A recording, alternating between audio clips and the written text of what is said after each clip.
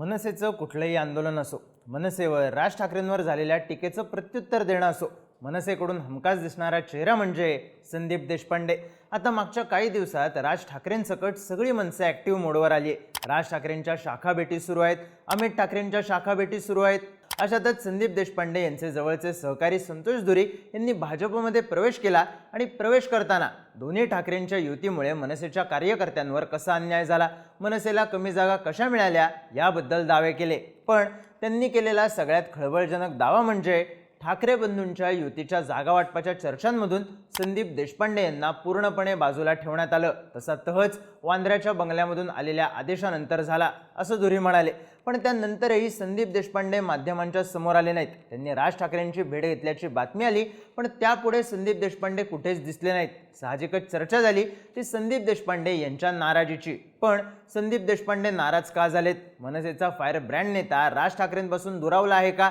माध्यमांपासून, चर्चांपासून, बैठकीपासून, प्रचारापासून संदीप देशपांडे लांब का आहेत? संदीप देशपांडे यांच्यावर खरंच अन्याय झालाय का? पाहूयात या व्हिडिओमधून. नमस्कार, मी चिन्मय आणि तुम्ही पाहताय बोलभिडू. संदीप देशपांडे यांच्या नाराजीच्या चर्चांना बळ मिळालं ते संतोष धुरी यांच्या भाजप प्रवेशानंतर. धुरी हे संदीप देशपांडे यांच्या प्रचंड जवळचे, अगदी रोजच्या बैठकीमधले, दोघंही आक्रमक, मनसेसाठी आंदोलनात पुढे असलेले, केसेस अंगावर घेतलेले. अगदी एका बाजूला ठाकरे बंधूंच्या युतीच्या चर्चा सुरू असताना या दोघांनी सार्वजनिक बांधकाम विभागातल्या कथित भ्रष्टाचाराचा मुद्दा उचलून धरला, आंदोलन सुद्धा केलं. त्यामुळे हे दोन शिलेदार ठाकरे ब्रँडसाठी महत्त्वाची भूमिका बजावणार या चर्चांनी जोर पकडलेला. संतोष धुरी हे वॉर्ड क्रमांक 194 मधून निवडणूक लढवण्यासाठी इच्छुक होते. 2012 मध्ये ते या भागातून नगरसेवकही झाले होते. त्यामुळे इथे त्यांचा थेट कनेक्ट होता. पण जागा वाटपात ही जागा मनसेला सुटलीच नाही. ही जागा ठाकरे गटाकडे गेली आणि आमदार सुनील शिंदे यांचे बंधू निशिकांत शिंदे यांची उमेदवारी जाहीर सुद्धा झाली. साहजिकच धुरींच्या हातून निवडणूक लढवण्याची संधीच गेली. हा वॉर्ड मनसेला सुटावा यासाठी मनसेकडून, राज ठाकरेंकडून प्रयत्न झाले अशी ही चर्चा झाली. पण या प्रयत्नांना यश आलं नाही. संतोष धुरी यांची नाराजी वाढली ती इथूनच. पण हे झालं धुरींचं. संदीप देशपांडे यांचं काय? तर वरळी विधानसभा मतदारसंघातून संदीप देशपांडे यांनी आदित्य ठाकरे यांच्या विरोधात निवडणूक लढवली होती. त्यात देशपांडे यांचा पराभव झाला असला तरी त्यांनी तिसऱ्या क्रमांकाची 19,000 मतं घेतली होती. मागच्या अनेक वर्षांपासून संदीप देशपांडे यांनी हा मतदारसंघ बांधला होता, मॅन टू मॅन कनेक्ट ठेवला होता. आता ठाकरे बंधूंची युती झाल्यावर काय झालं? तर वरळी विधानसभा मतदारसंघात किमान 2 जागा मिळाव्यात अशी मनसेची मागणी असताना 194 हा धुरींची ताकद असलेला वॉर्ड त्यांच्याकडून गेलाच. पण मनसेला फक्त 192 हा एकच वॉर्ड मिळाला. इथं ठाकरेंचे प्रकाश पाटणकर हे सिटिंग नगरसेवक होते. तिथे त्यांची ताकद होती. ती जागा मनसेला सोडण्यात आली.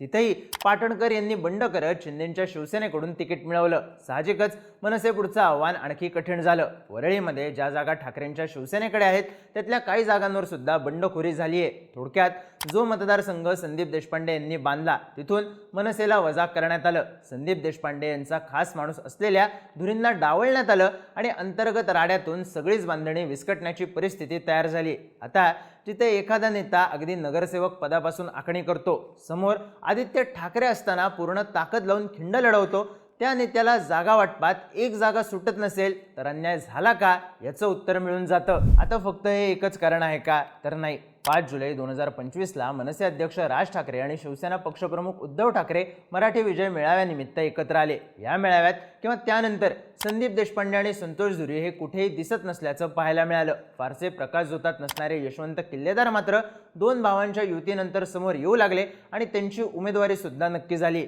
पण संदीप देशपांडे ना बैठकीत दिसले, ना जागा वाटपाबद्दल काही बोलताना दिसले आणि ना नेहमीप्रमाणे मनसेची बाजू आक्रमकपणे मांडताना. अर्थात त्यांनी सोशल मीडिया पोस्ट करत आशिष शेलार यांच्यावर टीका केली, मराठीचा अपमान केला तर नहीं बटोगे तो भी पिटोगे असा इशारा दिला. पण त्यांनी जागा वाटपाबद्दल काहीही मत मांडलं नाही किंवा मातोश्री आणि शिवतीर्थवर बैठकांचा सपाटा सुरू असतानाही संदीप देशपांडे या पिक्चरमध्ये कुठेच दिसले नाहीत.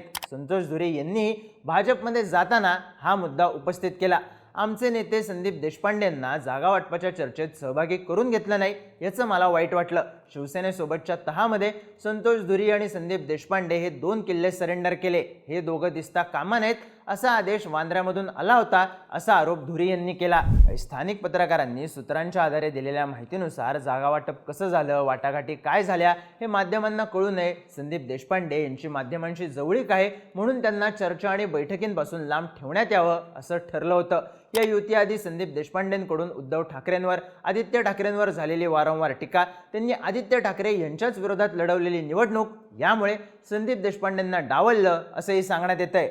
आता युती नव्हती तेव्हा ठाकरेंवर टीका करण्यात कुणीच मागे नव्हतं. अगदी राज ठाकरे सुद्धा उद्धव ठाकरेंचा ठाकरे शैलीत समाचार घ्यायचे. त्यांनी वरळीसारखी अवघड जागा लढवली, ती सुद्धा राज ठाकरेंच्याच आदेशावरून. पण आता त्यांनाच लांब ठेवण्यात आलं. त्यांची ताकद असलेल्या मतदारसंघात मनसेला बॅकफुटला ढकलण्यात आलं आणि पक्षाचा प्रवक्ता, नेता बैठकांपासून लांब राहिला. त्यानंतर संदीप देशपांडे यांचा चेहरा दिसणं तुलनेनं कमी झालं. ठाकरे बंधूंनी वचननामा जाहीर केला तेव्हा संदीप देशपांडे यांची उपस्थिती होती, पण ती नेहमीसारखी लक्ष वेधून घेणारी नव्हती. तिथेही दोन्ही ठाकरेंच्या जवळ दिसले ते यशवंत किल्लेदार. असं असलं तरी संदीप देशपांडे यांनी आपली नाराजी उघड केली नाही, पण तरीही त्यांना सक्रिय करून घेण्यात आलं नाही आणि देशपांडेंवर अन्याय झाल्याच्या चर्चा वाढल्या. या चर्चा 26 डिसेंबर नंतर न आलेल्या संदीप देशपांडे यांच्या सोशल मीडिया पोस्टवरून सुरू झाल्या होत्या. खास करून वचननामा प्रकाशित झाल्यावरही देशपांडे यांनी एकही पोस्ट केली नाही. त्यांनी अलिप्त राहणं पसंत केलं आणि संतोष धुरी यांचा भाजप प्रवेश झाल्यानंतर